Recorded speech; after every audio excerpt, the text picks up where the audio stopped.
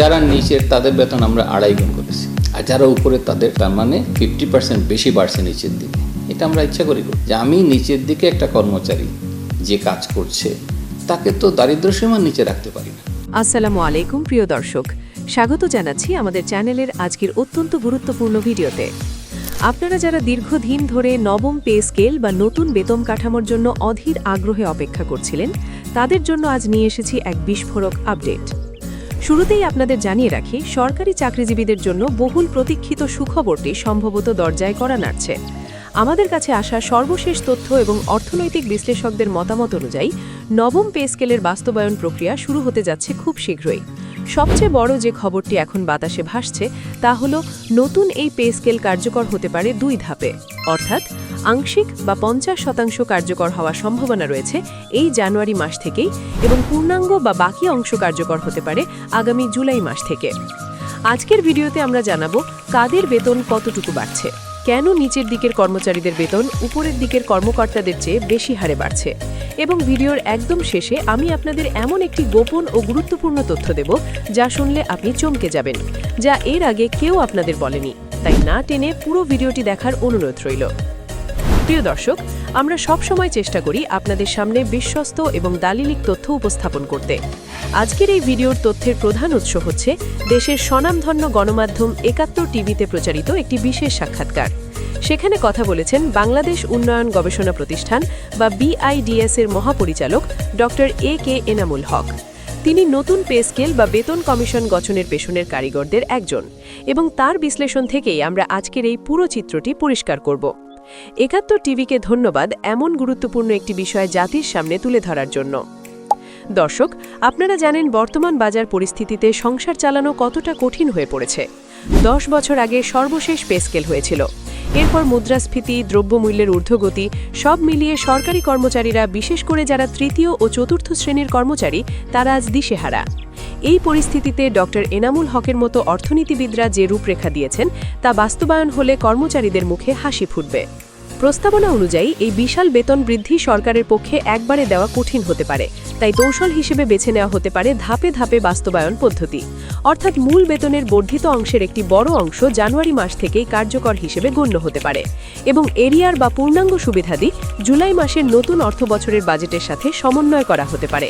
এটি নীতি নির্ধারণী পর্যায়ের একটি খুব স্মার্ট মুভ হতে যাচ্ছে।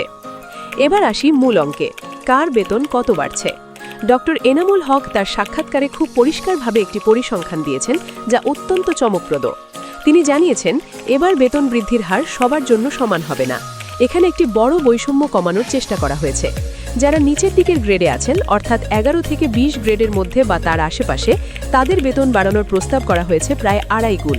হ্যাঁ, আপনি ঠিকই শুনেছেন, 2.5 গুণ, অর্থাৎ বর্তমান বেতনের চেয়ে 150% বেশি বৃদ্ধি। অন্যদিকে যারা উপরের লেভেলে আছেন বা উচ্চপদস্থ কর্মকর্তা, তাদের বেতন বাড়ানোর প্রস্তাব করা হয়েছে দ্বিগুণ, অর্থাৎ 100%।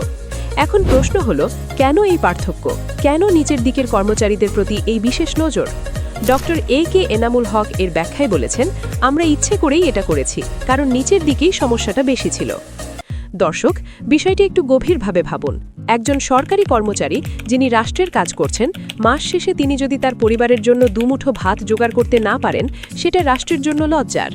ডক্টর হকের মতে, নিচের দিকের একজন কর্মচারী বেতন পাওয়ার পরেও যদি তাকে দারিদ্র্য সীমার নিচে বসবাস করতে হয়, তবে সেই বেতনের কোনো যৌক্তিকতা নেই।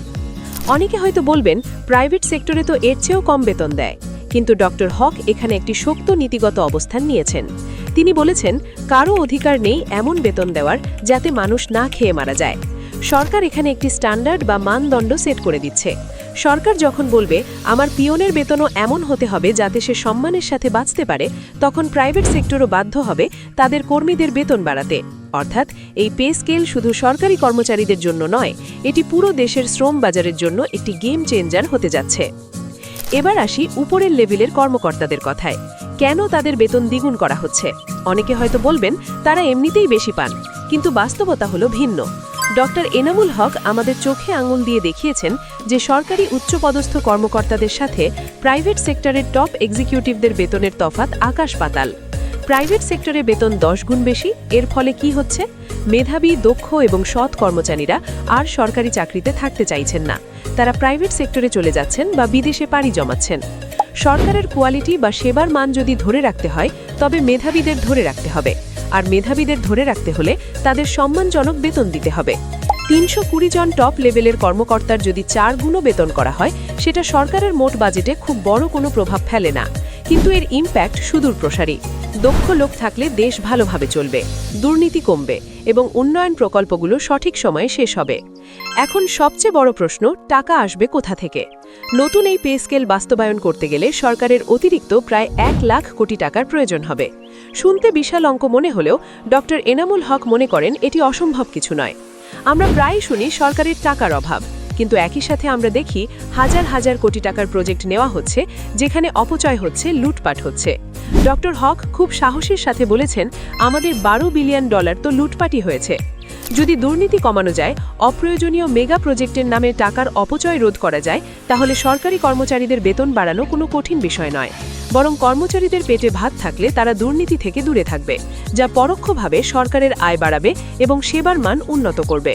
ট্যাক্স বাড়িয়ে জনগণের উপর চাপ সৃষ্টি না করেও শুধুমাত্র সুশাসন এবং অপচয় রোধ করেই এই বেতন বৃদ্ধি সম্ভব। এখন আপনারা নিশ্চয়ই ভাবছেন, এত সব প্রস্তাবনা, কিন্তু গেজেট কবে হবে? প্রক্রিয়াটি এখন ক্যাবিনেট ডিভিশন বা মন্ত্রিপরিষদ বিভাগের হাতে। ডক্টর এনামুল হক এবং তার টিম তাদের বিস্তারিত গবেষণা এবং প্রস্তাবনা জমা দিয়েছেন। এখন একটি রিভিউ কমিটি এটি যাচাই বাছাই করছে। সাধারণত পে স্কেল বাস্তবায়ন প্রক্রিয়ায় কিছুটা সময় লাগে, কিন্তু বর্তমান রাজনৈতিক পরিপ্রেক্ষিত এবং দ্রব্যমূল্যের আগুনের কারণে সরকার আর দেরি করতে চাইছে না। সূত্র বলছে, আগামী বাজেটের আগেই এর একটা সুরাহা হতে যাচ্ছে, আর সেই লক্ষ্যেই জানুয়ারি থেকে একটি অংশ এবং জুলাই থেকে পূর্ণাঙ্গ বাস্তবায়নের গুঞ্জনটি এত জোরালো হয়েছে। এটি যদি বাস্তবায়িত হয়, তাহলে প্রায় 2 বছর পর পূর্ণাঙ্গ সুফল বা 1 লাখ কোটি টাকার ফ্লো সেটা মার্কেটে আসবে। প্রিয় দর্শক, কথা দিয়েছিলাম ভিডিওর শেষে আপনাদের একটি গোপন এবং অত্যন্ত গুরুত্বপূর্ণ তথ্য দেব, যা সচরাচর কেউ খেয়াল করেন না। নবম পে স্কেলের এই বিশাল বেতন বৃদ্ধির আড়ালে একটি বড় শর্ত লুকিয়ে রয়েছে, যা হয়তো গেজেটের ছোট হরফে লেখা থাকবে না, কিন্তু বাস্তবে প্রয়োগ হবে। গোপন তথ্যটি হল অ্যাকাউন্টেবিলিটি বা জবাবদিহিতা।